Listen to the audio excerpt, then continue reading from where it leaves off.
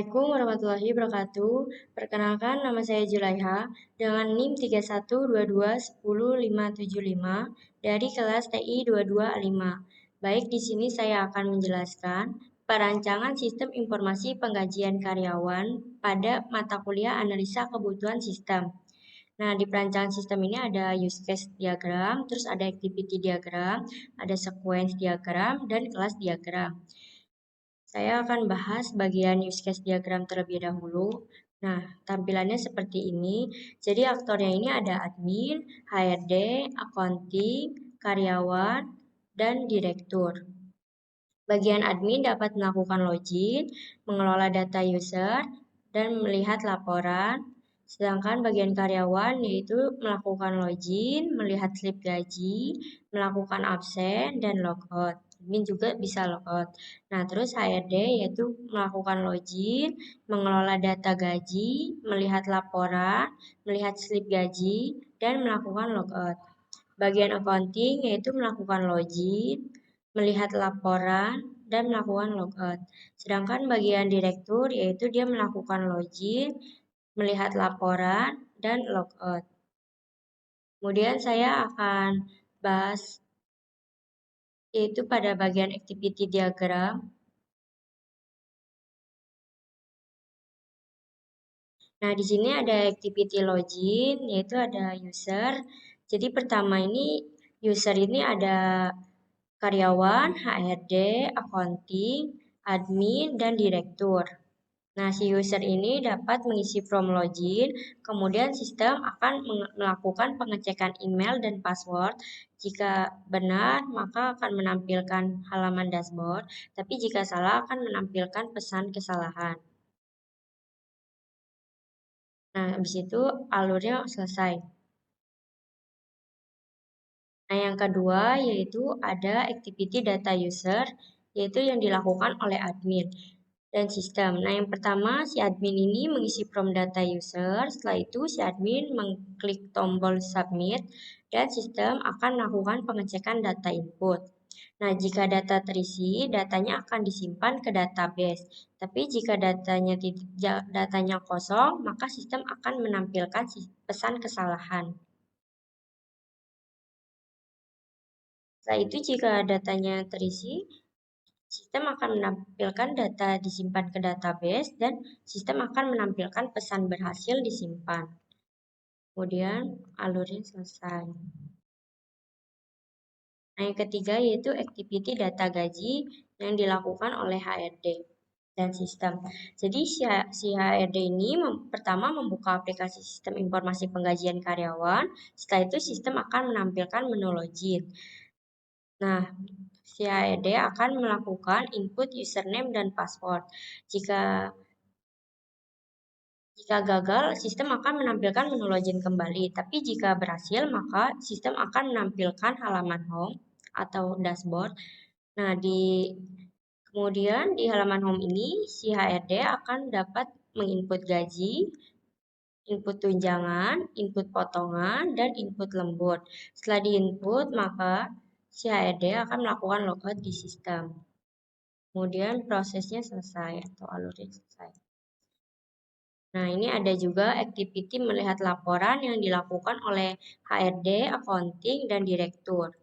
Nah, yang pertama yaitu membuka aplikasi sistem informasi penggajian karyawan. Setelah itu sistem akan menampilkan menu login dan kemudian HRD atau accounting atau direktur yaitu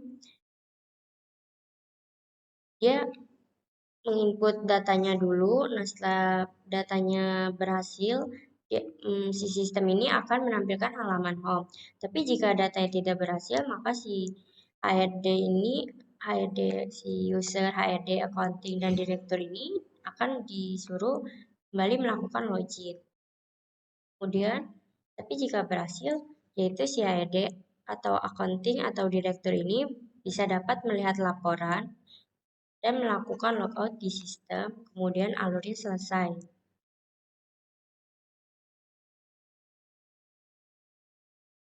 Nah, ini ada activity melakukan absen, yaitu yang dilakukan oleh karyawan dan sistem.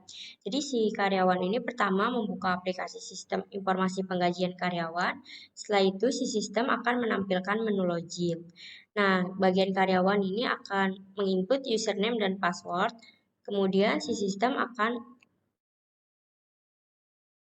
ini apa sih?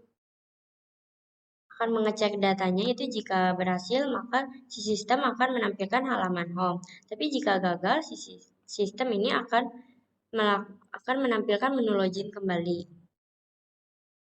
Nah, jika berhasil maka si karyawan ini dapat masuk ke halaman absensi dan scan fingerprint. Kemudian datanya disimpan oleh sistem dan alur selesai.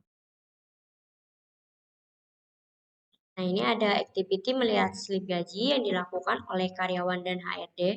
Jadi, mereka ini pertama membuka aplikasi sistem informasi penggajian karyawan.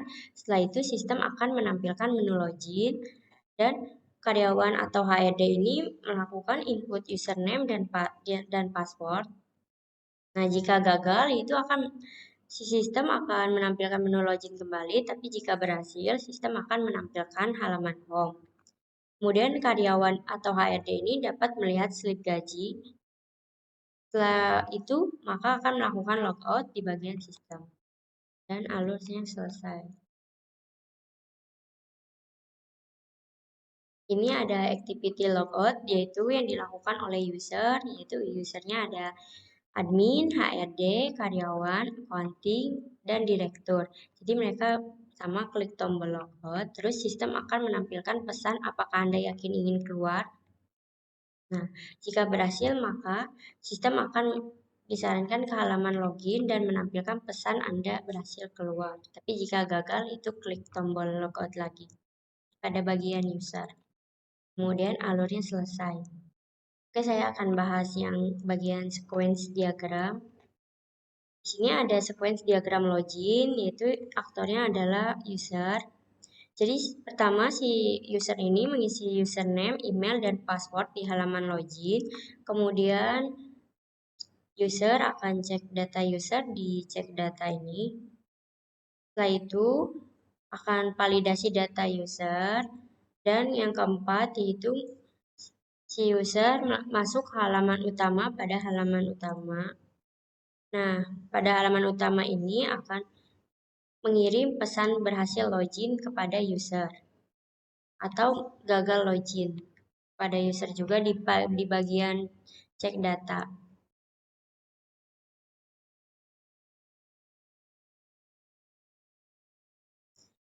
Nah, yang kedua yaitu sequence diagram data user yang dilakukan oleh admin. Jadi pertama si admin akses halaman tambah user di halaman tambah.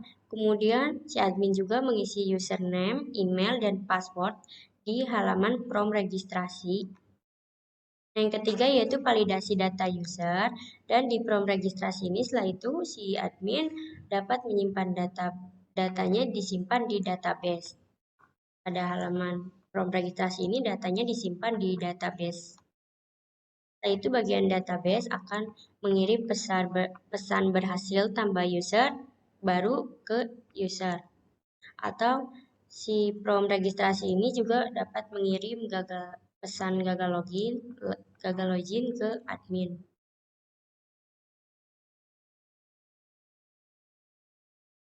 Kemudian ada sequence diagram data gaji yang dilakukan oleh HRD. Jadi yang pertama yaitu HRD mengisi username, email, dan password ke bagian login. Setelah itu validasi, kemudian konfirmasi. Kemudian bagian login akan konfirmasi ke bagian HRD. Nah, yang kedua yaitu bagian HRD masuk ke halaman home. Setelah itu bagian HRD yaitu menginput gaji di menu input gaji dan input tunjangan di menu input tunjangan, input lembur di menu input lembur, dan yang keenam yaitu input potongan di menu potongan juga. Setelah itu si HRD dapat melakukan logout atau keluar sistem. Nah, ini ada sequence diagram laporan, itu yang dilakukan oleh HRD, accounting, dan direktur. Jadi, mereka pertama isi username, email, dan password di menu login. Kemudian di login ini validasi, setelah itu jika sudah divalidasi, maka akan dikonfirmasi ke bagian HRD atau accounting atau direktur.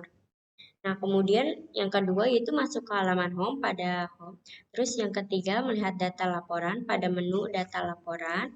Dan yang keempat HRD atau accounting atau direktur yaitu dapat melakukan logout atau keluar sistem ke menu logout.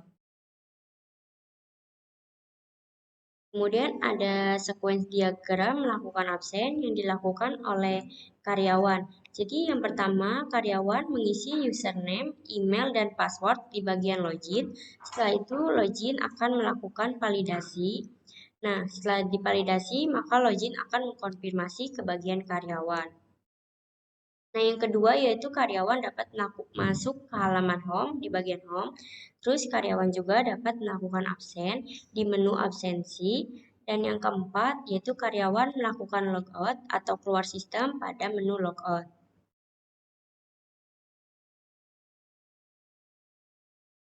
Nah, ini ada sequence diagram melihat slip gaji yang dilakukan oleh karyawan, yaitu yang pertama yaitu karyawan mengisi username, email, dan password pada bagian login. Kemudian login akan validasi. Terus jika sudah divalidasi, maka login akan mengirim konfirmasi kepada karyawan. Nah, yang kedua yaitu karyawan masuk ke halaman home di menu home. Terus karyawan juga melihat data slip gaji di menu data slip gaji. Yang keempat, karyawan melakukan logout atau keluar sistem di menu logout. Nah, HRD juga gitu kalau melihat laporan slip gaji sama. Kemudian sequence diagram logout. Jadi yang dilakukan oleh user yaitu usernya ada admin, HRD, karyawan, accounting, dan direktur. Nah, yang pertama yaitu klik tombol logout di pada tombol logout. Terus akan menampilkan yang kedua logout sukses. Yang ketiga yaitu kembali ke halaman login pada halaman login. Nah, yang keempat yaitu jika halaman login akan mengirim konfirmasi kalau pesan berhasil keluar. Pesan berhasil keluar. Selanjutnya saya akan menjelaskan kelas diagram penggajian karyawan. Nah, di sini ada tabel laporan yaitu dengan kode penggajian, terus tipenya integer dan ukuran 15, kemudian NIP karyawan dengan tipe parcar ukuran 15. Setelah itu ada total gaji dengan tipe desimal ukuran 15. Nah, pada bagian laporan ini dapat di-create, update, dan delete. Nah, kemudian ada tabel data gaji yaitu dengan ID penggajian dengan tipe integer 10, terus ada NIP karyawan dengan tipe parcar 15, terus ada kode penggajian dengan tipe parcar ukuran 15 dan tanggal penggajian dengan tipe D, terus gaji pokok dengan tipe desimal, tunjangan dengan tipe desimal, terus potongan dengan tipe desimal, dan lembur dengan tipe desimal. Jadi di tabel data gaji ini dapat di-create, update, dan delete. Nah, terus ada juga tabel user yaitu dengan ID user dengan tipe integer, terus ada juga username user dengan tipe parchar ukuran 15, terus password dengan tipe parchar ukuran 15, ada label user dengan tipe parchar juga, terus ada gaji pokok dengan tipe desimal, terus ada status user dengan tipe parchar ukuran 15. Nah, tabel user ini juga dapat di-create, update, dan delete. Nah, terus ada tabel absen, itu yang berisi ID absen dengan tipe integer, terus ada ID karyawan dengan tipe parchar, terus ada NIP karyawan dengan tipe parchar, ada tipe absen dengan tipe enum, terus ada juga waktu absen dengan tipe time, terus ada tanggal absen dengan tipe data. Nah, di tabel absen ini juga bisa di-create, update, dan delete. Nah, setelah itu ada tabel slip gaji, yaitu pada tabel slip gaji ini ada ID penggajian dengan tipe integer dengan ukuran 10, terus ada NIP karyawan dengan tipe varchar ukuran 15, terus ada juga total gaji dengan tipe desimal ukuran 10. Di tabel slip gaji ini juga sama, bisa di-create, update, dan delete. Nah, yang terakhir yaitu ada tabel fingerprint, yaitu dengan ada ID karyawan dan tipe integer ukuran 10, terus ada NIP karyawan dengan tipe parchar ukuran 15, terus ada finger ID dengan tipe integer, terus ada finger data dengan tipe tag. Kemudian di sini juga bisa di-create, update, dan delete. Selanjutnya saya akan menjelaskan hubungan relasinya antar tabel, yaitu pada tabel user ini memiliki hubungan relasi one to many pada tabel laporan, yang artinya satu user memiliki banyak laporan. Nah, tabel user ini juga memiliki hubungan relasi pada data gaji, yaitu one to many, satu user memiliki banyak data gaji. Nah, terus ada juga tabel user memiliki hubungan relasi ke absen, yang artinya hubungan relasinya itu one to many, satu user memiliki banyak absen. Nah, data gaji juga memiliki hubungan relasi ke slip gaji, yaitu one to many, satu data gaji memiliki banyak slip gaji. Nah, terus juga ada tabel user memiliki hubungan relasi ke tabel fingerprint, yaitu yang artinya satu fingerprint berhubungan dengan satu user. Nah, satu user juga memiliki banyak slip gaji. Jadi hubungannya ini one to many. Cukup sekian dari saya, kurang lebihnya mohon maaf. Wassalamualaikum warahmatullahi wabarakatuh.